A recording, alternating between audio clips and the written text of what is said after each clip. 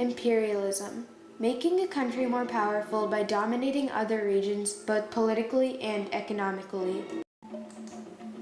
The issue actually began in 1986 when the first Northern Revolution took up arms in a local southern base. However, the origins of this north-south boundary go back into the late 1800s in a time period that everyone had thought of as the age of imperialism. Europeans noticed that Africa had certain resources, and that's when the colonization began. There was much exploitation of the Africans and a beginning of spiritual values by Christian missionaries. When Europeans saw these riches, competitions grew. 14 nations met at the Berlin Conference in 1884. When divisions were made, the Native Americans and small ethnic groups were given little say. European civilization had some rapid expansion and significant development around the whole world throughout the last part of the 19th century. European nation-states had become extremely powerful because of the instrumental advancement in industrialization and organizational productivity. Britain even had better weapons. They also had a drug quinine in 1829, which kept them from being infected by malaria. However, in Africa, all there were issues by economic weakness and political. In the 1800s, Europeans began to gain control over regions of Africa. This was benefiting the Europeans. However, on the colonist side, they were neglected, abused, threatened, and in some cases, they were even killed. People thought of a few causes of imperialism. One of them was The White Man's Burden, a poem written by Rudyard Kipling in 1899. It basically said that the white man had the burden and responsibility of bringing the blessings of their superior civilization to the inferiority of the non-European world. This poem even influenced this 1890s advertisement of Pierce soap, which encouraged white people to teach cleanliness. The poem is a mindset that is absolutely stunning. It depicts both the colonizer and the colonist. As Kipling says, take up the white man's burden. Send forth the best ye breed. Go bind your sons to exile, to serve your captives' need. He puts it as if the colonizing nation makes a great sacrifice. The colonizers are what they look at as the burden, and the colonists as half devil and half child. The whole perspective is from the whites. Oh, your civilization is terrible. We have to give you ours, and that is our burden. Britain took a vast chunk of Africa, Cairo to Cape Town, Nigeria, and a few western regions. In 1984, making up the borders of Uganda, the British Empire imposed boundaries around many kingdoms and diverse ethnic groups. In South Uganda, the Bantu-speaking people were given an educational, economic, and political benefit. The northern groups, more specifically the Akalai and the Langai, were recruited for the military and police positions. There was another idea of the cause of imperialism by the people, known as social Darwinism, created by Charles Darwin in the 1870s. According to the New York Public Library, by the late 19th century, Darwin's evolutionary theories provided a new justification for exploitation.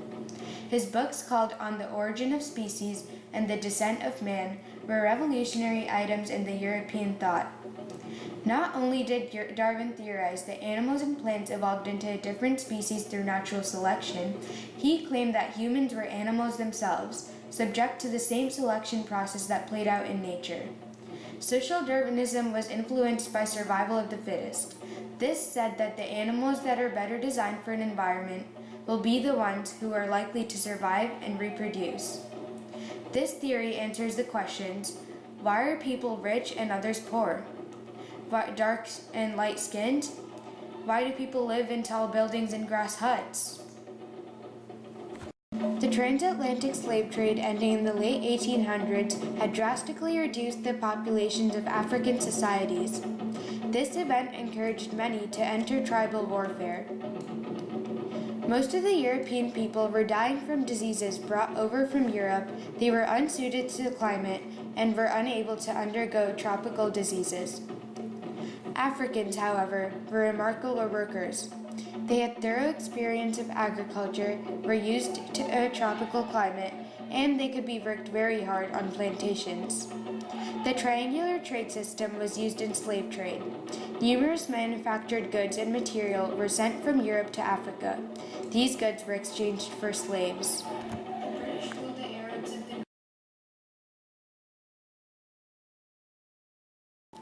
The British ruled the Arabs of the North and the blacks of the South as two different colonies. They combined the areas before independence in 1956. The outcome was 4 major massacres. Brutal force was the only way out.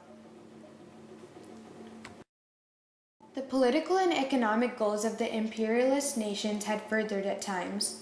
The Europeans had often oppressed and abused Native American groups.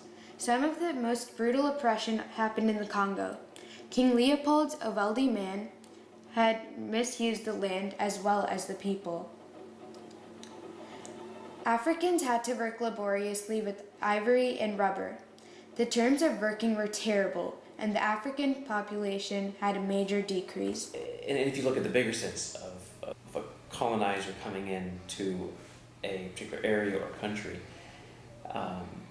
you can't help but stamp a little bit on the rights of those people you're coming in on, because you have a different leadership. You have a different group of the African countries that were being colonized by, they were seen as uncivilized, and the mostly English, but also Spanish and French and the others who came to settle in the U.S. saw themselves as a way to make these uncivilized people civil. And I think that was a very similar mindset among some Europeans when they went into Africa. But that whole mindset presupposes the people you're colonizing aren't civil. So what does that mean to them? When they're being told, we need to be the ones to tell you how to live your life in a way we think is proper, you can't help but impose a bit on their rights and on their culture. And from our 21st century perspective, I think we could see that that's not the best course of action. The French took an east-west section of also taking Madagascar. The Belgians took Rwanda, Burundi, and the Congo, in what a historical figure Joseph Conrad thought was a wireless scramble. He was a British sailor who saw the cons of imperialism in Africa and was sent to write a novel about the bad parts. His novel, Heart of Darkness, is about a journey taken in a great river down the Belgian River in Congo. In the book, Marlowe, a businessman, is on a hunt to find what happened to a station chief named Curtis. When he found Curtis, he was absolutely shocked. Curtis had become a psychopath, acting as he was some type of god. He commanded that everyone must obey him, and if they didn't, it would cost them the price of death. Conrad's novel was a great inspiration to numerous European readers, but they still could not get the age of imperialism. The Portuguese took over Angola, Mozambique, and Guinea-Bissau by the end of the 1970s. Italy took Libya, Eritrea, and Somalia. The Germans wiped out Cameroon and Tanzania, committing the first genocide of the 20th century in Namibia.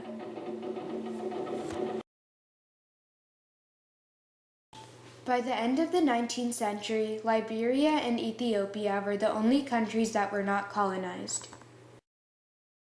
European imperialists had the responsibility of using the land and the resources of the land wisely, but instead what they did was they exploited the African people, their land resources, as well as the African colonies themselves.